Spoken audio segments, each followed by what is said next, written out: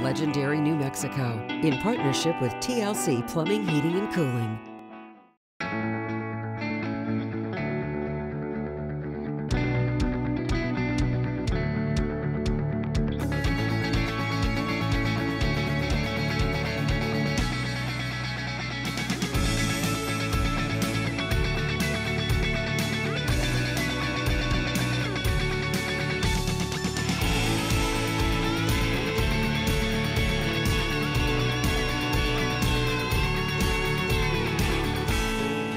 One of the greatest things about living in New Mexico is the diversity of things to do. It's a mecca for the weekend road warriors looking for adventure, whether exploring the great outdoors of the Organ Mountains, walking with the dinosaurs in Clayton Lake, or looking to the future at Meow Wolf. The diversity of destinations literally is all over the map. On this episode of Legendary New Mexico, we unpack some of the most unique, iconic, and breathtaking road trip destinations throughout the state. So take note, your summertime adventure itinerary starts now. Our first stop is just up the road from the Duke City. With exceptional hiking and even more exceptional scenery, it is an absolute must-see for visitors and residents alike. This landscape is referred to as an outdoor laboratory. Poised thousands of feet above sea level and tucked in between Albuquerque and Santa Fe, it is a land that has a rich, volatile, and fascinating story. That story actually started out about 7 million years ago. Kasha Katuwe translates to White Cliffs, one of the most recognizable features to the Tent Rocks, established as a national monument in 2001. It's very unique for the Puebloan culture, very unique for New Mexico culture, and we want to definitely keep this as one of our gems of this state. The unique geological formations are the result of volcanic activity which took place some 7 million years ago. When this entire valley was surrounded by volcanoes. We have about 35 separate eruption events that occurred, laying down tough pumice and ash layers all throughout all of these layers. As wind and water erosion happened, swirling around the cap rocks that top all of these formations, they just eroded pillars around them. And over time, that erosion created the Tent Rocks, or hoodoos, that visitors see today. We can track the human inhabitants of the area to about 7,500 years ago. And from that point, we had the Spaniards come in and the railroad come in and so many different things that has happened here. Archaeological evidence points to the ancestors of modern-day Cochiti Pueblo as having established villages around Kasha Katuwe, and the lands are still held in sacred regard to the Puebloans, a fact that is not lost on the Bureau of Land Management, who now maintains the site. We work very hard to make sure our partnership with them is always involving them, since it is such a popular area for the public as well. And we try to make sure those sacred areas within this valley are kept sacred to them. So what can hikers expect to see once they arrive at the trailhead? We have 3 trails actually, 2 here at the main trailhead, the Slot Canyon Trail and the Cave Loop Trail. Up at the Veterans Memorial Overlook, we have another 1-mile loop nature trail where you can see an overlook space of this entire cliff. The main trail offers nearly 4 miles of hiking, and from the trailhead to the top of the Slot Canyon, you'll ascend about 800 feet, putting you at an elevation around 6,400 feet above sea level. It's definitely a very high desert kind of area, and New Mexico has a lot of that to offer, but we don't have this everywhere. With hoodoos spanning from 3 to 90 feet, canyons that seem out of this world, and its relative proximity to Albuquerque and Santa Fe, the Kasha Katuwe Tent Rocks continue to be one of the state's most popular destinations for both tourists and residents alike. We only have 2 places like this in the entire world. The other one is in Cappadocia, Turkey. So you got to travel a long way just to see something else similar to this kind of feature. Now, the monument gets very busy between the months of April and October, and management recommends arriving early to avoid those long lines. And as with any historic site, walk softly, respect the land, and absorb the Tent Rocks without leaving a trace. Coming up after the break, we are headed to Billy the Kid country for a closer look at the Lincoln Historic Site. And later, find out why Buffalo Thunder Resort and Casino is more than just the premier playground for adults in northern New Mexico.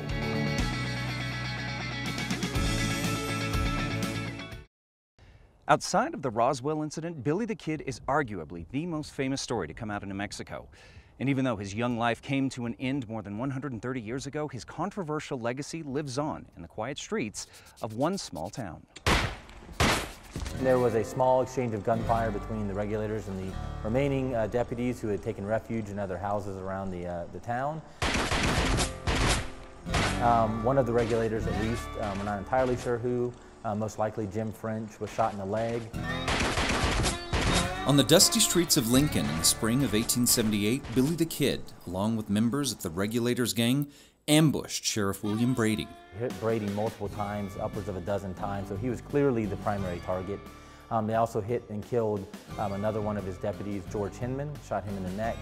3 years later, Billy was convicted of Murphy's murder and sentenced to hang. But before justice could be brought against the outlaw, he escaped from this courthouse, killing deputies Bob Ollinger and James Bell in the process. Several months later, Sheriff Pat Garrett gunned the Kid down near Fort Sumner, New Mexico.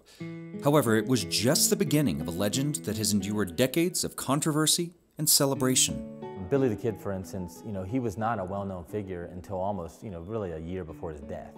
And a lot of it had to do with the fact that New Mexico was changing. It had this stigma of being a lawless place, and that was changing. And Billy the Kid represented kind of the last vestige of that lawlessness. One of the most prominent stages for this chapter of New Mexico history was Lincoln, whose streets are now much safer to tread as the Lincoln Historic Site, located some 30 miles east of Carrizozo. Lincoln, New Mexico is consistently considered by experts across the country and the world to be one of the best preserved western frontier towns still in existence. And there's a whole host of reasons why that happened. But the buildings here, 85% of them, at least the foundations and the buildings themselves were here when Billy and Pat Garrett and others were walking the streets. Not much has changed in this town since 1881. Visitors to the monument will find 17 structures and outbuildings, including the Tunstall store. George Pepin, who ended up being the sheriff after William Brady, he was highly involved with the construction of it. He was a master builder. He built most of the town. The building itself was well made, 24-inch adobe walls. When it was first built, it had a flat roof, and it actually had crenellations on top, which basically, those kind of like square-looking little pieces on top of a castle where somebody can hide behind. Shutters on the outside. They have steel plates in between the wood. For extra protection, you can close up the windows. Other buildings visitors can explore: the San Juan Mission Church, the Wortley Hotel, and the infamous courthouse, which saw the one-day trial, conviction, and death sentencing of the Kid. The story of Lincoln, from its very beginning all the way up until after the Lincoln County War, is really the story of territorial New Mexico. So we can really utilize this space and this sense of space and these historic structures in this street to teach future generations about the history of New Mexico. It's a place as steeped in history, folklore, and legend as you can get. A place where visitors can step back in time without the worry of gunslingers, caballeros, or allegedly corrupt long arms of the law at their backs. A place that exemplifies the complex history of our state. The historic site sits right on US 380, just over 30 miles east of Carrizozo. From the dusty streets of southern New Mexico to the convergence of three rivers in northern New Mexico, it'll be easy to escape the landlocked nature of our state and feel like you're living the lifestyle of the rich and famous at this summertime favorite. This body of water has changed quite a bit since this dam created this lake in 1962. This lake's got over 165 miles of shoreline. We're nearly 400 feet deep and 15,600 surface acres, so it's a really large body of water. The second largest in the state, Navajo Lake has undergone radical transformations within the past decade, thanks in large part to Jared Johnson, whose partners purchased the marina back in 2014. We wanted to create not just a marina that is where you go to get on a boat and go out to a lake, but we wanted to create a resort vibe, destination feel within itself. 4 years ago, Navajo Lake Marina Enterprises entered into a multi-million-dollar renovation of the marina, bringing state-of-the-art amenities and luxury to the northern New Mexico park.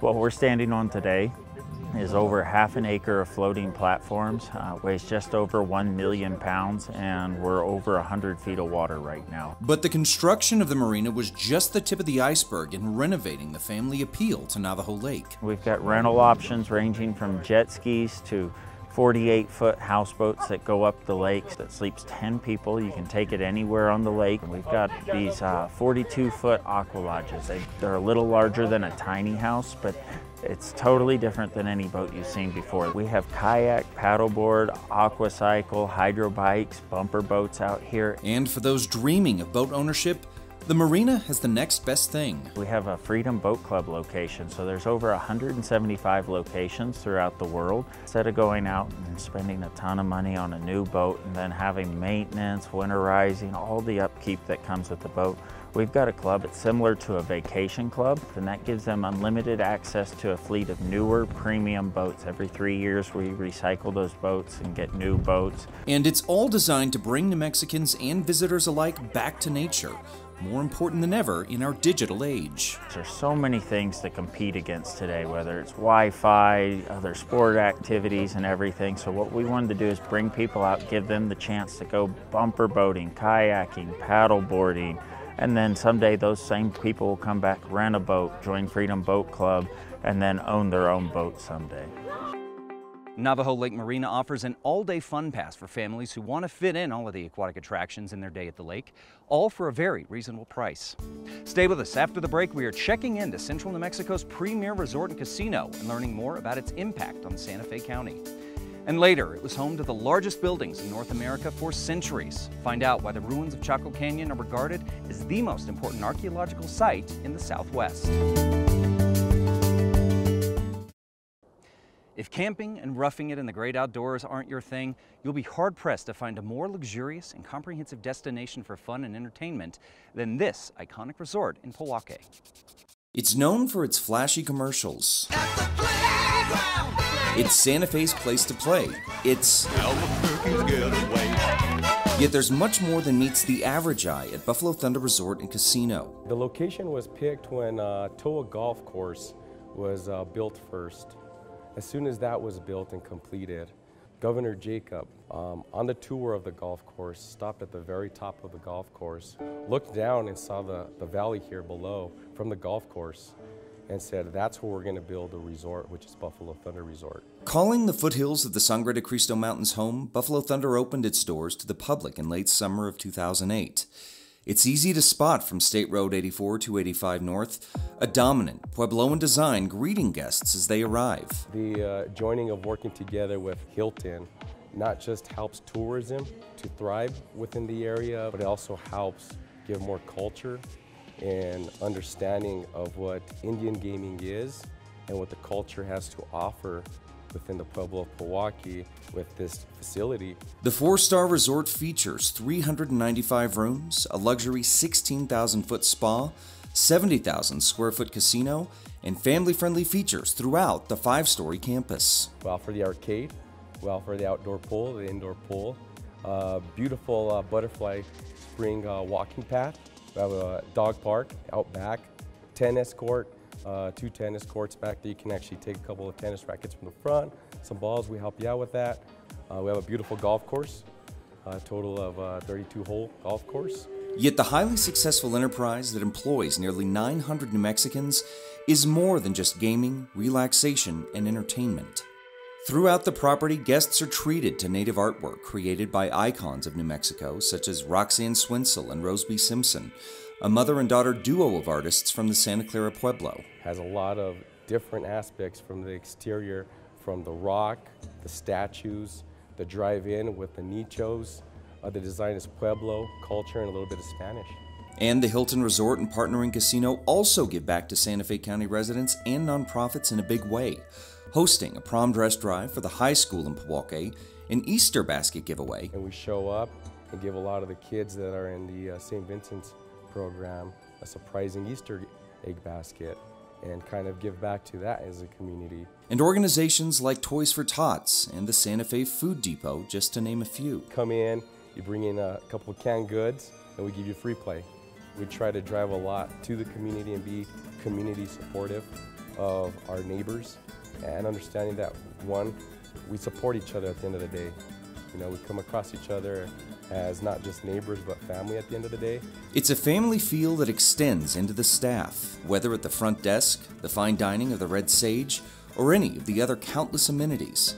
For more than 10 years, Buffalo Thunder has offered true New Mexican hospitality and unrivaled beauty, paying homage to their past while having an eye on the future, something of which the Pueblo of Pewaukee takes great pride. Buffalo Thunder's Governor Suite is actually a TV star. It was a featured location on the hit reality series The Bachelor back in 2015. Don't go away. After the break, we are stepping back hundreds of years to what was once the center of the Puebloan world. Legendary New Mexico continues after this. While Albuquerque and Santa Fe are considered the cultural centers of modern-day New Mexico, it was a very different story 1,000 years ago. Back then, the center of the Southwest Puebloan culture was tucked away in the majestic canyons of northwest New Mexico. To get here, you have to go through this. 20 miles in either direction of bumpy dirt road. A fitting journey to one of New Mexico's most iconic ancient historic sites. This was the center of the ancestral Pueblo world. Spanning nearly 34,000 acres within the San Juan Basin, Chaco Canyon hosts a collection of Puebloan ruins that at one time were the largest buildings in North America. And these were monumental, multi-story structures, and they were built over the course of generations. Between 900 and 1150 AD, Chacoan residents flourished in the canyon, creating commerce that spread throughout the area, as well as a complex social organization that influenced Puebloan life in the greater Four Corners area. And you started seeing similar things happening in Aztec and Bloomfield, and eventually up further north in Mesa Verde. But it all started here. And for many people, many archaeologists, many scholars, this is, if not one of the most important archaeological sites in North America, certainly the most important archaeological site in the entire Southwest, for certain. The Chacoan people were keenly aware of their place in the region, as well as their place in the celestial neighborhood. They created these buildings on the Earth's surface that helped them track the movements of what was happening in the sky above. And so it was well thought out, it was very methodical. These people, they definitely had a plan, and that's reflected by what we see today and how these alignments still exist. The Chaco Culture National Historic Park preserves the sacred locations such as Pueblo del Arroyo, Chetro Kettle, and one of the largest settlements in the canyon, Pueblo Bonito. We have the archaeological sites. Those are what make us not just a national park, but Chaco is also recognized as a World Heritage Site. We've got miles of backcountry hiking trails that take you on top of mesas and take you to some of these out-of-the-way archaeological sites and other places that you can't get to unless you're willing to make that 3, 4, 5 mile hike. Chaco is an international dark sky park. So visitors that come here and are able to camp or even just stay very late, they can see a pristine night sky without the light pollution that you're going to see even in a small city. Toward the mid-12th century, an extreme drought hit the region, triggering a migration of the Chacoan people from their homes in outlying areas. Their absence paved the way for other Athabascan tribes, including Navajo and Apache, to move through the region. Centuries later, Museum of New Mexico founder Edgar Lee Hewitt played a pivotal role in the founding of the Antiquities Act of 1906. The act helped the president to establish national monuments, and in 1907, Theodore Roosevelt proclaimed the site as Chaco Canyon National Monument. I really didn't understand the importance of this place until I began to interact with some Pueblo people, and to see how they view this place has really helped me fully understand why it's such a special place, not just in the story of New Mexico, but for the story of our nation. In addition to the archaeology and hiking, camping is a huge draw for the canyon, but you need to call ahead as their summertime availability fills up fast. Well, that's going to do it for this edition of Legendary New Mexico. If you'd like more information on what you saw, as well as previous episodes, just head over to legendarynewmexico.com.